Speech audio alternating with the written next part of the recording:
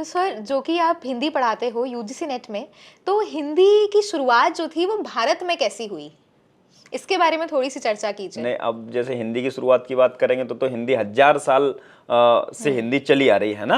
जब हमारी पाली प्राकृत के बाद अपभ्रंश आई, उसके बाद हिंदी भाषा का विकास हुआ, तो लगभग 1000 साल का इतिहास हिंदी भाषा का है। लेकिन महत्वपूर्ण बात यह है कि गुरुकुलों की परंपरा से निकलकर हिंदी पढ़ाई जानी कब से शुरू हुई, ये हमें जानना आवश्यक है। और नेट के विद्यार्थियों के लिए भी ये महत्वपूर्ण टॉपिक है कि जो फोर्ट विलियम कॉलेज बनाया गया, जिसको अंग्रेजों ने बनाया, वहां पे हिंदी सबसे पहले पढ़ाई जाती थी। 1800 में बना, 10 जुलाई 1800, सब लोगों को ध्यान रखना चाहिए, ये आज से यानी 200 साल पुरानी बात हो रही है। तब फोर्ट विलियम कॉलेज बनाया। तो क्या हिंदी पढ़ाने के लिए बना लिया? ये बात क्लियर होना चाहिए कि हिंदी पढ़ाने के लिए उन्होंने नहीं बनाया था वो कॉलेज।